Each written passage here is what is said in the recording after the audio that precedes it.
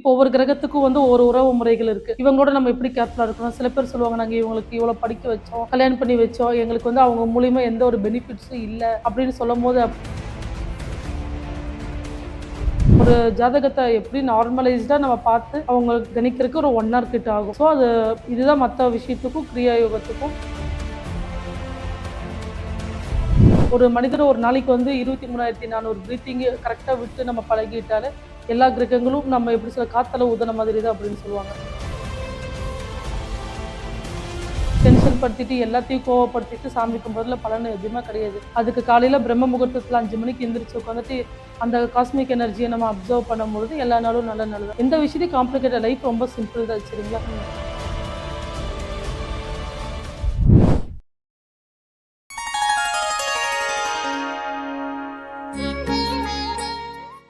Sri Varahi TV நேயர்கள் எல்லாத்துக்கும் வணக்கம். இன்னைக்கு நம்ம கூட இருக்க கெஸ்ட் யாருன்னா அருள்வாக்கு ஆத்ம யோகினி பிரியா சரண்யா மேம் இருக்காங்க. வணக்கம் மேம்.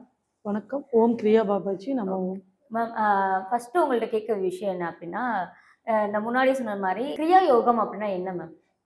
கிரியா யோகம் அப்படி என்னன்னு பார்த்தீங்க அப்படின்னா, ஃபர்ஸ்ட் ஜாதகத்துல நம்மளோட பொட்டன்ஷியல் என்னன்னு சொல்லி நம்ம தெரிஞ்சுக்கணும்.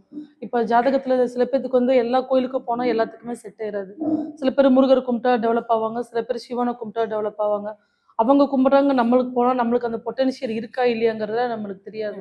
ஸோ ஃபர்ஸ்ட் நம்ம ஜாதகத்துல நம்மளோட கொடுப்பினை என்ன, முதல்ல அது நம்ம ஜாதகமா அப்படின்னு சொல்லி ஃபர்ஸ்ட் ஒரு அனலைஸுக்கு வரணும்.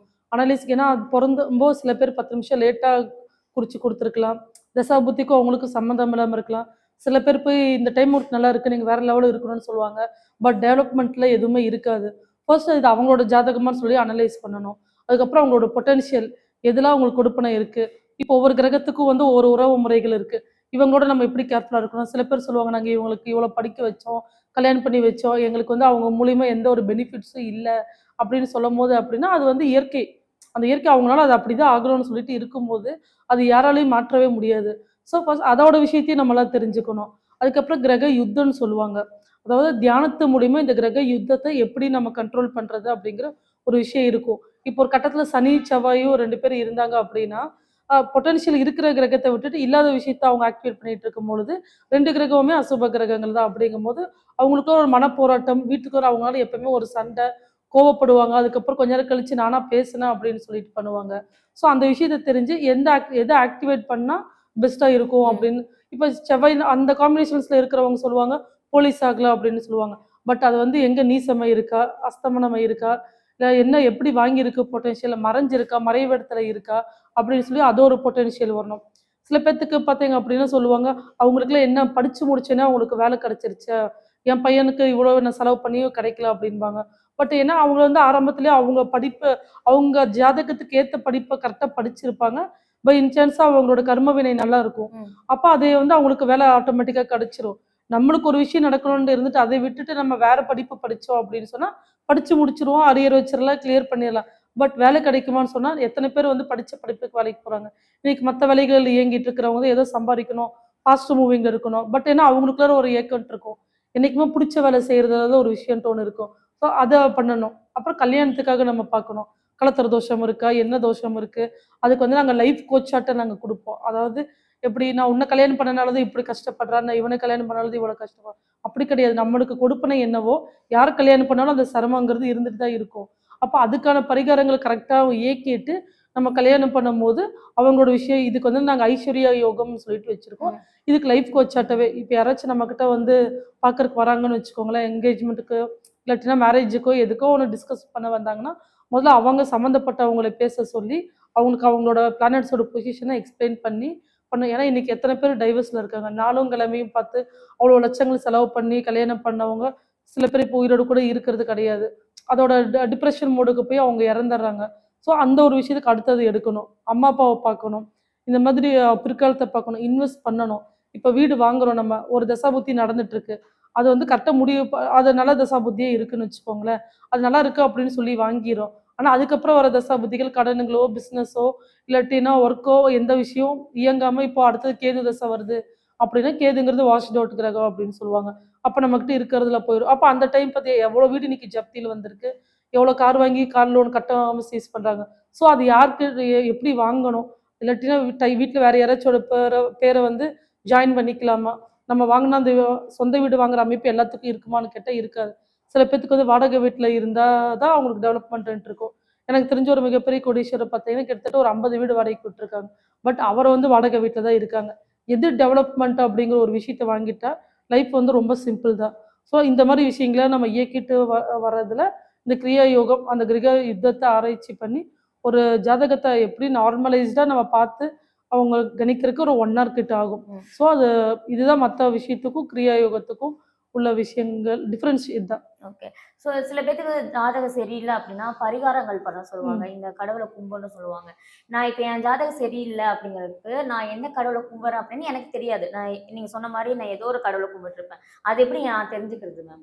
அதுக்கு தான் நீங்கள் எங்ககிட்ட வரீங்களா? இப்போ உங்களுக்கு தலைவலி அப்படின்னு சொன்னால் நீங்கள் டாக்டர் கிட்ட தான் போகணும். நீங்களே தெரிஞ்சுக்க முடியாது. ஏன்னா அவங்கவுங்களுக்குன்னு சொல்லிட்டு ஒரு துறை அப்படின்னு சொல்லிட்டு இருக்கோம். இப்போ நீங்கள் வரும்போது பார்த்தீங்க அப்படின்னா எதில் வீக் அப்படின்னு சொல்லிட்டு இருக்கும்போது நீங்கள் இதுக்கு முன்னாடி ஃபர்ஸ்ட்லாம் என்ன பண்ணிட்டு இருந்தீங்க, அந்த மாதிரி விஷயத்த பண்ணி எது இனிமேல் நம்ம எது பண்ணக்கூடாதுன்னு தெரிஞ்சுக்கிட்டாலே எது பண்ணலாங்கிறதுல நம்ம சக்ஸஸ் ம். வைக்கலாம். அப்போ எது நம்ம இனிமேல் பண்ணணும்னு தெரிஞ்சுக்கணும். கன்ஃபார்மாக கோயிலுக்கு போய் தான் பண்ணணுங்கிற ஒரு விஷயம் இல்லை. நம்ம இருக்கிற இடத்துல நிறைய சித்தர்கள் நம்மளுக்கு முன்னோர்கள் நிறைய விஷயத்த கற்றுக் கொடுத்துட்டு போயிருக்காங்க. தியானத்தோட ஒரு பெரிய விஷயம்ட்டு ஒன்ட்ட இருக்கு. அதையே நம்ம கையாளும் போதே ஒரு ஒரு மனிதர் ஒரு நாளைக்கு வந்து 23,400 பிரீத்திங் கரெக்டா விட்டு நம்ம பழகிட்டாலே, எல்லா கிரகங்களும் நம்ம எப்படி சொல்ல காத்துல ஊதுன மாதிரி தான் அப்படின்னு சொல்லுவாங்க. ஒரு நிமிஷத்துக்கு வந்து 30 வாட்டி நம்ம பிரீத் விடுறோம். பட் ஆனா நார்மலா விட வேண்டியது 15 தான். ஸோ அந்த இயக்கத்த சரி பண்ணிக்கிட்டாலே உள் நடனம்னு சொல்லுவாங்க.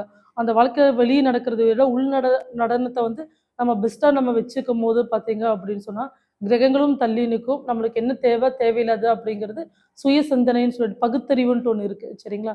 எந்த ஆஸ்ட்ராலஜரோ நீங்க யார்கிட்ட போய் என்ன சொன்னாலும், உங்களுக்குன்னு ஒரு பகுத்தறிவு இருக்கு. பட் நீங்க போறீங்க. போயிட்டு நீங்க என்னன்னு கேட்டுட்டு வர்றது வேஸ்ட்டு. ம். இப்ப நீங்க போறீங்க ஒரு ஆஸ்ட்ராலஜர் கிட்ட உங்களுக்கு டைம் சரியில்லன்னு அவரும் சொல்றாரு. நம்மளும் கேட்டுட்டு வந்துர்றோம். அதுக்கு எதுக்கு நம்ம போகுறது? அது தேவையே இல்லையே! அதுக்கு நம்மளுக்கே தெரியுமா டைம் சரியில்ல அப்படிங்கிறது. பட் பரிகாரங்கிறது உடனே எல்லாம் சொல்லுவாங்க. ஆஸ்ட்ராலஜர்ஸ் கிட்ட போனாலே பரிகாரங்கிற ஒரு விஷயத்த கொண்டு வராங்க அப்படின்னு சொன்னா, கண்டிப்பா இப்ப நீங்க தலைவலின்னு டாக்டர் கிட்ட போறீங்க. டாக்டர் மெடிசின் எழுதி குடுத்தாங்க. இந்த டாக்டர் எப்ப போனாலும் மெடிசின் எழுதி குடுப்பாங்கன்னு சொன்னா, இது எப்படி நம்மளுக்கு கியூர் ஆகும்? ஸோ கரெக்ட்டான விஷயத்த உங்களுக்கு அதாவது 64 கலைகள்ல ஜோதிடமும் ஒரு கலை தான். பட் ம். அத நம்ம எப்படி பார்க்குறோம், எங்க பார்க்குறோம் அப்படிங்கிற ஒரு விஷயம் இருக்கு. ஸோ எது எதுக்கு என்னென்ன கர்மா இது அப்படின்னு நம்ம கிளியர் பண்ணி பரிகாரங்கிறது உண்மை. ஆனா அது எப்படி பண்றோம், எதுக்காக பண்றோம் அப்படிங்கிறது ஃபர்ஸ்ட்டு நீங்க அப்சர்வ் பண்ணணும். அப்படி பண்ணும்பொழுது பரிகாரங்கள் உண்மைதான். ஓகே. ஸோ என்ன மாரி பரிகாரங்கள் முறைகள்லாம் நீங்க சொல்லுவீங்க மேம் அவங்க வரவங்ககிட்ட? இப்போ ஒரு எக்ஸாம்பிளுக்கு சில பேத்துக்கு வந்து பார்த்தீங்க அப்படின்னா, பித்ரு தோஷம்ன்ட்டு இருக்கும். அவங்க வீட்ல வந்து மாந்தி தோஷம்ன்ட்டு இருக்கும். மாந்திங்கிறது இப்போ தமிழ்நாட்டுல யாரும் ஆக்சுவலி பார்க்க மாட்டாங்க. சில டைம் எல்லா ஜாதகம் எல்லா டைமும் நல்லாருக்கும். எங்கேயோ ஒரு பிரச்சனை ஒண்ணு இருந்துட்டே இருக்கும். அது வந்து பார்த்தீங்கன்னா, ஜாதக கட்டத்துல மான்னு சொல்லிட்டு எழுதியிருக்கும். ம். அது பேர் வந்து மாந்தி. சனியோட பிரேத கிரகம், அது வந்து ஆவிகள் கிரகம் அப்படின்னு சொல்லிட்டு சொல்லுவாங்க. அப்ப கேரளால பார்த்தீங்கன்னா, இது கேரளால தான் ஃபேமஸா இருந்தது. அங்க நீங்க போய் பார்த்தீங்க அப்படின்னா, மாந்தி மட்டும் நல்லா இருந்துச்சுனாலே டெவலப் ஆயிடலாம். அந்த பிரேதம் அப்படிங்கிறது எப்படின்னு பார்த்தீங்கன்னா, வீட்ல துர்மரணம் இருப்பாங்க. அதாவது வாழ வேண்டிய வீட்டுக்கு வாழ வந்த பெண்கள துன்பப்பட்டோ, துயரப்பட்டோ, கஷ்டப்பட்டோ அவங்கள ஹர்ட் பண்ணி அவங்க சூசைட் பண்ணியிருந்தாங்கன்னா, இந்த மாந்திங்கிற ஒரு விஷயமும், அது கூட மாந்திரீகங்கிற ஒரு விஷயமும் இயங்கும். ஸோ அதுக்கெல்லாம் வந்து பார்த்தீங்க அப்படின்னா, ஒரு மண்டலத்துக்கு 48 டேஸ் தான்.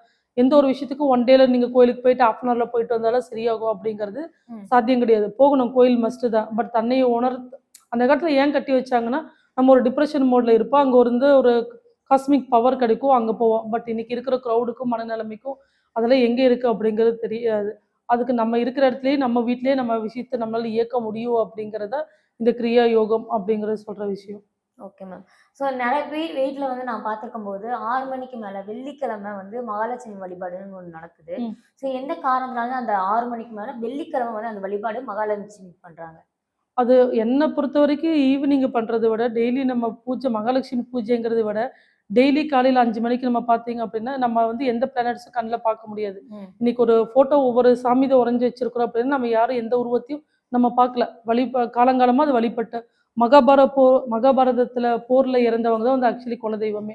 பட் அந்த காலத்துல வந்து பார்த்தீங்கன்னா, காலையில சூரியன கும்பிடுவாங்க. நைட்டு நிலாவ பார்த்துட்டு தூங்குவாங்க. பௌர்ணமிக்கு வந்து ஆத்தங்கரை ஓரமா போய் உட்காருவாங்க. அமாவாசைக்கு அன்னைக்கு குலதெய்வ கோயிலுக்கும் இந்த கடா வெட்டுற விஷயம்லாம் ஒண்ணு இருக்கும்.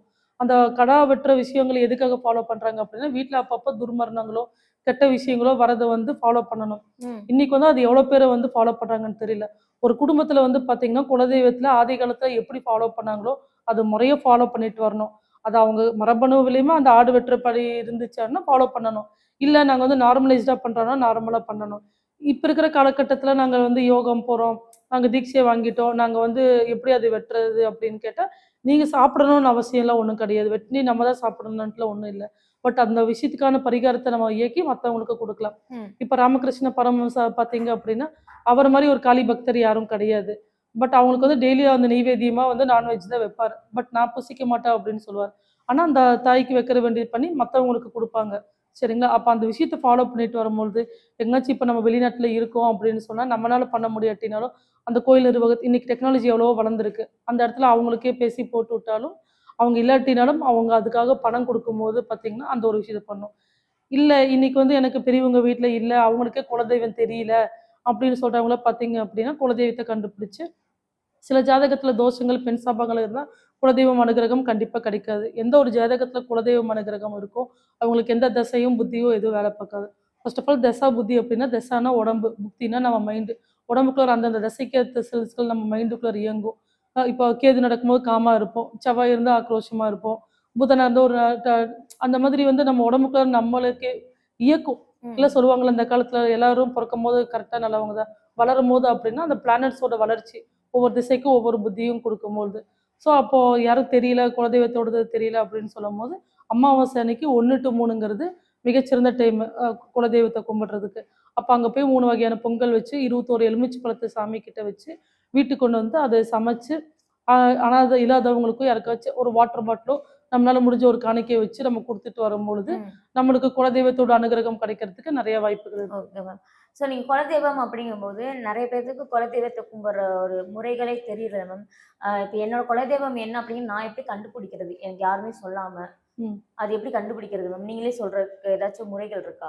இருக்கு. அவங்க ஜாதகத்த குடுக்கும்போது, அதாவது மறைஞ்சிருந்து பெண் சாபங்கள் இருந்தா, ஃபர்ஸ்ட்டு பெண் சாபத்த கிளியர் பண்ணிக்கணும். சம்டைம்ஸ் இப்ப நாங்க அங்க இருந்தோம், எங்களுக்கு தெரியல, நாங்க ஊர் மாரி வந்துட்டோம். 4 தலைமுறையே இருந்துச்சு அப்படின்னு சொல்லும்போது, நம்ம அக்யூரேட்டா லொகேஷன் கண்டுபிடிக்கிறதுக்குலாம் அதுல மிகப்பெரிய ப்ராசஸ் இருக்கு. பட் வந்து ம். இப்போ ஒரு ஆண் தெய்வமா, பெண் தெய்வமா, அது எந்த மாரி ஒரு விஷயம் அப்படிங்கிறது ஒரு மேலோட்டமா கிடைக்கலாம். அதுவும் இல்லாம அதையும் தாண்டி நம்ம வேற விஷயத்துல இயக்கிக்கலாம். ஓகே.